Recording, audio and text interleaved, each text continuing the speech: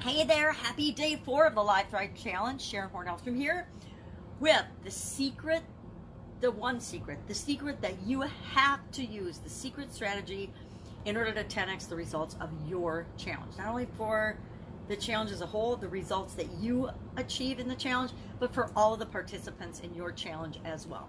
What the heck is this strategy? What is this thing I've got to do? Well, I call it, and I developed it over time, daily deliverables. When I first started doing challenges, I just did them for myself, right? I would have a challenge, I'd be stressed out in my business or something, and so I would give myself a 30-day challenge, or I had a health challenge and I gave myself a 1-year challenge to exercise every day. Well, when I made myself a challenge to exercise every day, I automatically built in that I had to take action. I had to actually do the thing every day. The thing with a lot of challenges, and I learned this early on when I started sharing challenges with other people, that if I didn't have homework or assignments or expectations of other people, guess what? I got nothing. People always perform in the way that we expect them to. Now, you can already hear, oh, that's not true. That's not true. The truth is, if we expect great things from our kids, if we expect great things from our significant other, if we expect great things from ourselves and the people we interact with, we receive better results than if we expected to be treated poorly, if we expect our kids to have problems and challenges, if we expect bad things to happen to us. We get out of life exactly what we put into it. If we put into a goal or an objective or something that we say we want to do and we just try, or we give it a little bit of effort, what's the probability that we're going to succeed at that thing? What's the probability that we're going to get our goal? It's about 1%, 1 to maybe 5% if we try something. Because if, the stars align and everything is perfect, then we'll do what we set out to do and everything will fall into place and it will actually happen. That rarely, if ever, actually happens. So how can we rig the game in our favor? How can we set things up so that we can succeed, especially with our challenges? This applies to everything in our life, not just in our challenges. But we get out of things what we put into them. I remember lecturing my kids all the time, or talking to them about this all the time, this concept of you get what you get out of things what you put into them. You get out of school what you put into it. A lot of people can go through the education system, the public education system especially. They can get passing grades, they can do the minimum to get by, and they can pass and get out of school, get their diploma, and move on with their life. What do they get out of that? Very little, right? We get very, very little when we do the minimum to get by. When we put minimal effort in, we can get some results back, but they're not earth-shaking, awesome results, right? But the same is true of how much effort we put in. If we put 100% of ourselves in, if we go into something wholeheartedly, we're going to get that back, and then usually tenfold, because it encourages and it sets the example for other people to give back 100%. There's this big fallacy, and I think it contributes to the high divorce rate, which I heard it's now up to like, oh my God, I can't remember what it was, 67% or something. It's way over 50% now. And I think part of that is because we go into relationships thinking that I'll get 50% and you get 50%. We'll split the difference, or we'll meet in the middle. My ex-husband is a big negotiator that he says, oh, we'll always just split the difference. And I'm like, that's not how you negotiate, but that is how he negotiates. And that's why the results he gets out of negotiation situations are very different than the results I get. I don't believe in splitting the difference. I don't believe in, I'm more than willing to walk away if the deal isn't win-win for everybody. If everybody isn't winning, I don't want to make that deal. I don't want to be involved in that, because I am willing to give 100%, and I expect anyone I'm in business or association or partnership with to also give 100%. And guess what? We get way more than 200 or double the results, because synergy kicks in. And when I give 100% and someone else gives 100%, we now get tenfold the result, 10x the result, because that's the popular phrase. Thank you, Grant Cardone, these days. So we get 10x. We get 10 times the result that we would otherwise. So you get out of life and out of everything what you put into it. The same is true of our challenges. You want to give 100%, but you also expect the people participating to give 100% too, because that's how you end up getting the synergy of working together, and everybody wins and gets incredible results, and we create win-win situations and scenarios, right? So how do you do that? What is the trick? What is the strategy? What is the way to ensure that happens? Well, I learned something a long time ago. I was always, being a woman and a mom and having many businesses and having young kids and being married and all these other things, I was always a huge multitasker. I always had a gazillion things going. I always had a ton of interests. I've always had a lot of stuff going on. And a couple of years ago, probably 3 years ago now, one of my coaching students actually was a certified trainer for the one thing. And the one thing is all about focus and concentrated effort and doing the one thing that is going to help all of the other things that you have to do be easier, faster, more efficient, more effective, and run more smoothly. So I went from having a 400 item to-do list, literally, sometimes more, on a spreadsheet, because you can't keep a 400 item to-do list in a notebook, at least I can't, to picking one primary thing that I would do during the day. I had one goal, one objective, one primary thing I had to get done during the day. And here's the cool thing I discovered, that when I got that one thing done, which I usually got done way faster than I normally would, because I wasn't thinking about the 399 other things I wasn't getting done, I was just focusing on that one thing. And so now, instead of getting one thing done in a day, I do my one thing, and then as soon as I was done with my one thing, I would pick the next thing. What is my next most important thing to do? What is my next one thing that I'm going to focus on? And that actually revolutionized my results. I went from being chaotic and spread all over the place and spread way too thin and stressed out and freaked out all the time to somebody that was actually feeling happy and stress-free and in control of my life and my destiny. And that changed everything for me. So as I was starting to create challenges for other people and involving other people in my challenges, I said, okay, how do I use the whole understanding that if I do one little thing a day, it moves me really, really quickly to my goal. So just like with my overall challenge, purpose, strategy, and intent, and what result I'm going to give people, I begin with the end in mind. What's the result they want? How can I give them that in 5 days? Or how can I give them a big piece of that in 5 days? How can I give them the big domino, the big piece that if they get that, that will give them the hope and the understanding that they're capable of getting the whole thing. So how do I get them some success, a quick win, so that I can get them into momentum? And I realized that what I need to do is I need to do the same thing for each and every single day of the challenge. I have to have, beginning with the end in mind, what is the result? What is the daily deliverable? What is my promise for each day of the challenge? What is the promise I'm making?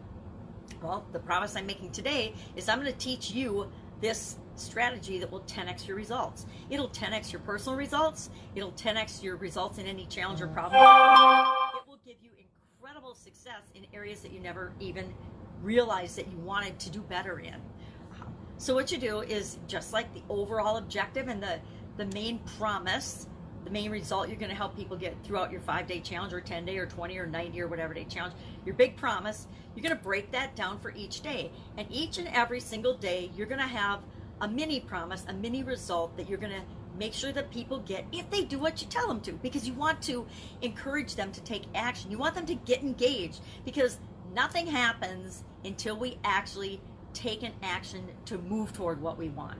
Zero, zip, nada. We can read 1,000 books. We can read 100,000 books. We can fill our brain. We can get 12 degrees. We can learn, and still be broke and never make, and unsuccessful, and never have any freedom and never create what we want in our life if we don't do something with all of the wisdom and all the knowledge and all of the things that we're learning, right? Nothing happens. So again, overall challenge, we have a result that we're promising people in the whatever period. I say 5 days because it's easy for this, in our 5-day challenge. Then for each day, we are going to have a daily deliverable. I call it an action item. And so each day, at the end of each day in my challenges, I give people an assignment, an action item. It might be something as simple as watching a video and commenting done, or watching a video and answering a question, answering a video and commenting in the comments below, because if I'm doing this on a social media platform like Facebook or Facebook Live or Facebook group, I will have people comment below, and they have to comment to specific things. Number one, that means that they're actually participating and listening to the video, watching the video. I used to just do, hey, just comment done if you're done with this, or write yes or no or some word, but I would do the same thing all the time. I usually did done, and I realized that wasn't very powerful, because once you go through social learning units and you do things on Facebook and other platforms, you realize that you can just put done, done, done, or a smiley face or an emoji or something in every comment, and then that would count as you were participating. But you're really not participating. You might not even have watched a single video. So I started to change that up and test and try different things. So now, how do I decide what my action item is going to be? And of course, like anything else, it depends on the challenge that I'm doing, the unique situation, the daily promises. But instead of just having one big weekly promise, I break that, or one big overall challenge promise, I break that down then into individual daily parts. So how many ever days I'm going to have my challenge. And again, I've done all kinds of lengths of challenges. If it's a 90-day challenge, for each of 90 days, and of course, my notebook from that challenge is upstairs, I would write on a notebook paper, got to turn off my alarm again, I would write on a piece of notebook paper 1 through the number of days, and for each of those days, I would say, what's the result I want to get people? And then from that result, I ask myself, how do I ensure that they get that result? What do they have to do? What is the one thing? Because if you give them 6 things, especially if you're working with men, it's not going to happen. And I know I can hear people saying, oh, that's such a prejudiced remark. And I will tell you, I actually studied this. I studied men and women's brains when my kids were little, because I was noticing a pattern. I would ask my son to do 3 things, and he would say, yep, sure, mommy. He'd go away, and I would never see him again. I would ask my daughter to do 3 things, and she was 3 years younger than her brother. She would go off, she'd do all 3, and then she'd come back and report to me and say, oh, I did those, Mom, or whatever, right? And I started to notice this pattern. Now, both of my kids have learning challenges, meaning learning disabilities. They don't have learning disabilities. They both have ADHD, and my son also had, he doesn't anymore, but he did when he was younger. He had dysgraphia, dyslexia, all these things. And my daughter had some of that as well. And so they had learning differences. They learned differently, as I suspect I do, and I know my ex-husband did as well. So you've got 4 people in one family, all who learn differently and don't learn in the normal way like everybody else in the mainstream. And that makes for some really creative situations. But I noticed that there was just a difference between the way men think and women think. So I started researching it and looking into it. And of course I found men tend to be, and this isn't absolute because there's some crossover for everything, but men tend to be linear thinkers. Step 1, step 2, step 3, step 4. Women, on the other hand, have to multitask. If I swear this, if women couldn't multitask, these species would have ceased to exist centuries ago, because we have to be able to do more than one thing in order to keep our children and our offspring alive. It just is the nature of the beast. And as women have gotten more and more into business and technology and everything, and the world, gone out into the working world, it's just made that all the more important. So, what are we going to do? What are we going to do with this today? We are going to do exactly what we did with our overall challenge on day, might have been just yesterday. We are going to, no, it was day 1. What do you want? What result do you want to get for your, and then day 2, what result do you want to get for people? And so now day 4, we're going to break down, let's say we're doing a 5-day challenge. Just even if you're doing a longer one, pick 5 days, or for extra credit, if you're doing a 21-day or 10-day or something, do 1 through 10. But write down, number 1, what is the result you're going to get people for that day? What is the result that you want to get them? And then what is the action or the homework that you're going to have them do to make sure that they actually do that? And it's not really about proving that they've done it as much as getting people involved and engaged in the process. And it's powerful for so many ways. That's why I like to do the homework and have people post it in a Facebook group or a whatever kind of group, because it builds momentum and status, and it encourages people to help one another out with the challenge. People see other people doing the homework, and then all of a sudden they start doing it too.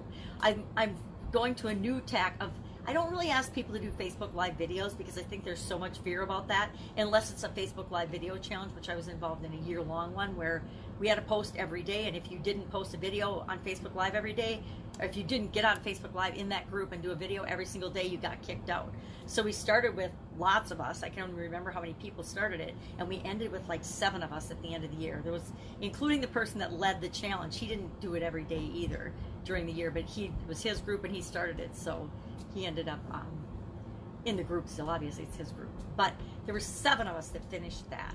And you can do that. You can say, hey, you can do the challenge, and then if you don't do the homework assignment, you're out. You can use the homework assignment and people proving that they participated in order to give away prizes and things. That's a big thing now too as well. All right, that's it. Your homework for today is to comment below, what are your 5 days? Break down your challenge into 5, let's do 5 days. 5 days, you've got your overall, we shared those yesterday. What's your overall result you're going to get for people? Just summarize. It doesn't have to be, you know, sexy worded up yet. And then for each of the days of your challenge, what is the step that you're going to take people through? What is the result that you're going to have them get for each of those individual days? That's it. If you have any questions about this, if you want any help with this, if you're struggling with this, if I wasn't clear about it, hit me up in the comments below and we'll work one-on-one to make sure that you're clear on exactly what we're looking for here. That's your action item. Go out, make it an awesome day, and if I can help in any way, hit me up. Otherwise, I will see you tomorrow with day 5 of our Live Thrive Challenge.